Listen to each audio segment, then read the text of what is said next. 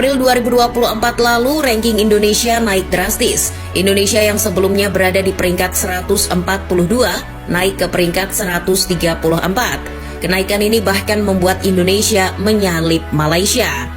Alih-alih naik atau minimal bertahan, Harimau Malaya melorot ke posisi 138. Nah, saat Indonesia mengovertake Malaysia, publik Malaysia melalui akun TikTok @amelnew02 memamerkan momen ketika Harimau Malaya menjuarai Piala AFF 2010 silam. Postingan itu dibumbui kalimat, fakta yang tidak dapat difahami oleh negara jiran. Ia mudah tetapi Indonesia tidak boleh melakukannya.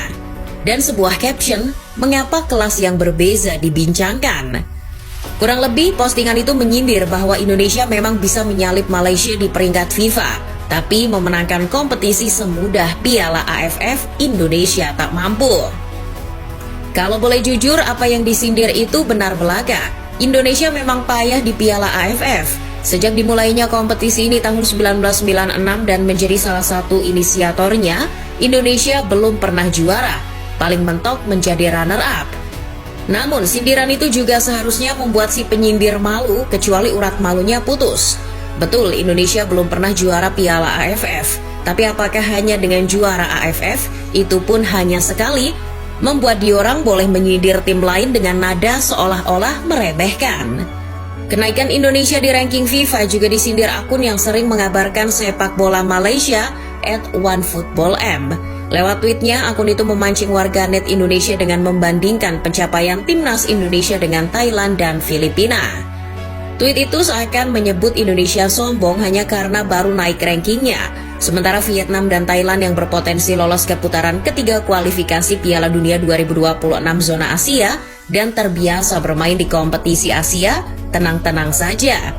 Namun, di kemudian hari tweet itu jadi senjata makan tuan. Bukan Vietnam, Thailand, apalagi Malaysia. Justru Indonesia yang memastikan diri melangkah ke putaran ketiga. Walaupun belum pernah menjuarai Piala AFF, level timnas Indonesia sejatinya selalu berada di atas Malaysia. Dari segi head-to-head saja, Indonesia unggul. Malaysia dan Indonesia sudah 97 kali berjumpa di semua pertandingan. Dari sana, Harimau Malaya cuma menang 36 kali, sementara Indonesia sudah 40 kali mengalahkan timnas yang bahkan diremehkan oleh Uncle Mutu itu. Malaysia lah. Betul. Deh, apalah? Malaysia mana ada masuk Piala Dunia? Di ajang Piala AFF, kedua tim juga sebetulnya imbang. Dari 8 laga, separuh laga dimenangkan Indonesia dan setengah sisanya dimenangkan Malaysia. Tapi, kemenangan terbesar berada di tangan Indonesia. Tim Garuda pernah mengalahkan Harimau Malaya dengan skor mending WO 5-1 di Piala AFF 2010. Bicara head-to-head dan Piala AFF sudah. Sekarang di level Asia, tepatnya di Piala Asia. Indonesia lebih sering tampil di Piala Asia ketimbang Malaysia. Jika dihitung dengan Piala Asia 2027 di mana Indonesia tak perlu melewati kualifikasi, maka Indonesia bermain di 6 Piala Asia. Itu terhitung tahun 1996, 2000, 2004, 2007, 2023, dan 2027. Sedangkan Malaysia baru 4 kali, yaitu di tahun 1976, 1980, 2007, dan 2023. Soal pencapaian selama berkompetisi di Piala Asia, Malaysia belum pernah lolos dari fase grup. Kalau Indonesia sendiri, baru kemarin mencatatkan sejarah untuk pertama kalinya lolos ke 16 besar Piala Asia. Ya, meskipun dengan sedikit keberuntungan. Indonesia mungkin boleh berbangga di level senior, tapi harus diakui di level U23 Merah Putih baru sekali berkibar di Piala Asia. Malaysia bisa membanggakan ini karena timnas U23 mereka sudah 3 kali bermain di Piala Asia U23.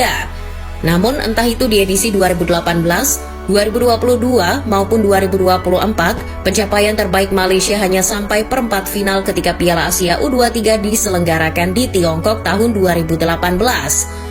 Indonesia memang baru sekali berlaga di Piala Asia U23, yakni tahun 2024. Namun, langsung menyabet peringkat keempat sekaligus melampaui pencapaian Malaysia dengan lolos ke semifinal. Kalau ada yang bilang lawannya gampang-gampang, korang berarti meremehkan Korea Selatan. Setelah di Piala AFF, Piala Asia, kita ke Piala Dunia. Betul, Malaysia ataupun Indonesia belum pernah lolos ke Piala Dunia, jadi yang bisa dilihat baru rekam jejak di babak kualifikasi. Soal keterlibatan di babak kualifikasi Piala Dunia, Malaysia lebih rajin. Sejak Piala Dunia 1974 sampai 2026, Malaysia selalu berpartisipasi. Kalau Indonesia pernah mundur dan memilih tidak ikut, misalnya di kualifikasi Piala Dunia 1950 dan 1962, Indonesia memilih mundur. Di edisi 1958, Presiden Soekarno menolak bermain melawan Israel. Indonesia pun mundur di tengah babak kualifikasi. Indonesia juga tak ambil bagian di kualifikasi Piala Dunia 1954, 1966, dan 1970. Sementara karena disanksi FIFA, Indonesia tak ikut kualifikasi Piala Dunia 2018. Walau begitu, Indonesia lebih baik ketimbang Malaysia di kualifikasi Piala Dunia. Malaysia mentok di putaran kedua, sedangkan Indonesia telah memastikan diri ke putaran ketiga kualifikasi Piala Dunia 2026 zona Asia. Setelah dari kompetisi sepak bola, mari beralih ke ajang multi olahraga, seperti Olimpiade, Asian Games, dan SEA Games. Di Olimpiade, benar kata Tok Dalang, Malaysia pernah lolos ke Olimpiade, yakni di tahun 1972. Paling baik, kita main di Olimpik aja. Betul tu Tok Dalang. Tapi langkah mereka cuma sampai di putaran pertama. Nah, kalau Indonesia terakhir kali main di Olimpiade tahun 1956, tapi Ramang dan kawan-kawan bisa mencapai perempat final. Di Asian Games, kedua negara juga saling unjuk gigi. Malaysia 12 kali bermain di Asian Games cabang sepak bola putra. Indonesia tertinggal dengan 11 kali, namun pencapaian terbaik Malaysia hanyalah medali perunggu tahun 1974 dan menjadi semifinalis di tahun 1978 saat digelar di Thailand. Selain pernah meraih medali perunggu di Asian Games 1958, Indonesia juga pernah 2 kali mencapai semifinal di tahun 1954 dan 1986. Jika cuma menghitung saat Asian Games memakai tim U23 sejak 2002, Indonesia masih di atas Malaysia. Garuda Muda 3 kali lolos ke 16 besar, sedangkan Malaysia 2 kali. Di level yang lebih rendah yakni SEA Games, percaya deh, Malaysia memang jago. 5 kali Harimau Malaya menyabet emas SEA Games cabang sepak bola. Indonesia baru 3 kali, yaitu di tahun 1987, 1991, dan 2023. Tapi kalau melihat 10 tahun terakhir sejak 2013, Malaysia belum pernah lagi meraih medali emas SEA Games cabang sepak bola. Berbeda dengan Indonesia. Tatkala Malaysia belum sekalipun kepikiran untuk menunjuk pelatih asal Korea Selatan, Indonesia lebih dulu melakukannya. Kebetulan penunjukan Shin Tae-yong terjadi di era Iwan Bule. Namun sosok Ratu Tisha yang berandil besar dalam mendatangkan pelatih pecatan dari Korea Selatan itu. Tisha bergerak cepat membujuk Shin Tae-yong. Menariknya, operasi senyap mendatangkan STY berlangsung di Malaysia. Waktu itu, Tae-yong datang ke Malaysia untuk deal dengan PSSI. Menurutnya itu dilakukan demi menghindari sorot kamera media-media di Indonesia. Nah, ketika Shin Tae-yong datang kemudian sukses meramu timnas Indonesia, Malaysia ikut memboyong pelatih asal Korea Selatan. Tak sepele yang didatangkan Pham, mantan atasannya Shin Tae-yong di KFA, Kim Panggon.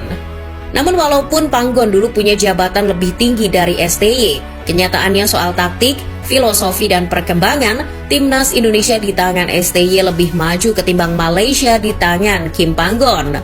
Saking bagusnya, Panggon ingin menjiplak cara kerja STY di timnas Indonesia, khususnya soal pemain keturunan.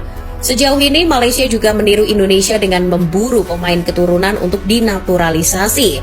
Namun, proyek mereka gagal tidak seperti Indonesia. Nah, Pham menyambut rencana Panggon yang hendak belusukan ke Eropa seperti apa yang dilakukan Shin Tae-yong. Mengikuti cara Indonesia lagi nih. Gak kreatif banget. Gak kaget sih kalau Uncle Ahtong membanggakan Afrika Selatan ketimbang menyebut negaranya sendiri. Afrika Selatan mesti menangnya. Mimpi lah kau.